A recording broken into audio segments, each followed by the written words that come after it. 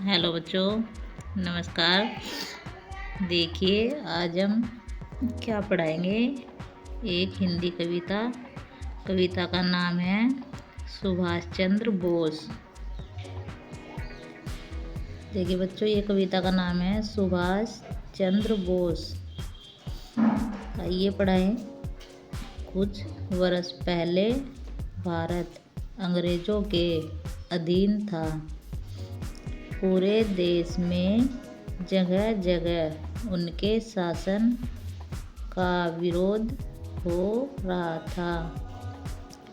भारत को स्वतंत्र कराने के लिए अनेक लोगों ने अपना जीवन बलिदान कर दिया। सुभाष चंद्र बोस उनमें से एक थे। सुभाष चंद्र बोस का जन्म कटक में 23 जनवरी 1897 को हुआ था। यह स्थान उड़ीसा राज्य में है। उनके पिता सरकारी वकील थे। 5 वर्ष की उम्र से उनकी शिक्षा प्रारंभ हुई। वे पढ़ने में बहुत अच्छे थे। हमेशा कक्षा में प्रथम आते थे। बीए उत्तीर्ण होने के बाद सुभाष चंद्र बोस ने इंग्लैंड जाकर ICS की परीक्षा पास की। सरकारी नौकरी के लिए यह उस समय की सबसे कठिन परीक्षा मानी जाती थी। भारत लौटने पर उन्होंने तय किया कि वे नौकरी नहीं करेंगे। उस समय देश में स्वतंत्रता के लिए आंदोलन चल रहा था। सुभाष चंद्र बोस ने गुलाम भारत को आज़ाद कराने का प्रण लेते हुए स्वतंत्रता आंदोलन में भाग लिया।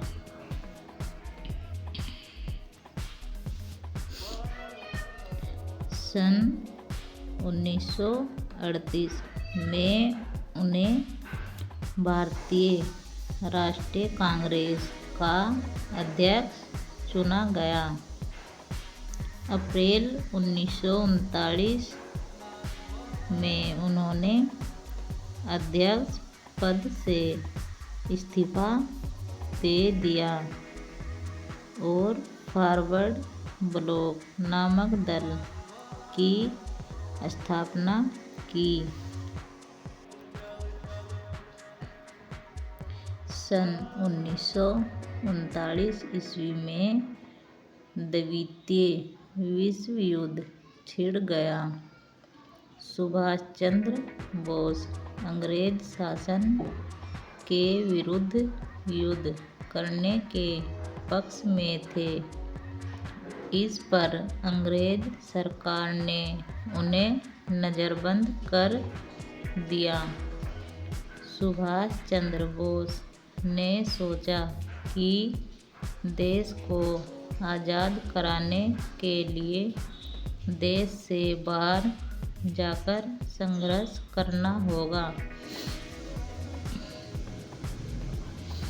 काबुली पठान के वेश में पुलिस से बचते हुए वे अफ़गानिस्तान पहुँचे। वहाँ से जर्मनी और फिर जापान गए। जापान से वह बर्मा, म्यांमार आए, जहाँ उन्होंने भारतीय सैनिकों के सहयोग से बनी आज़ाद हिंद फौज का नेतृत्व किया।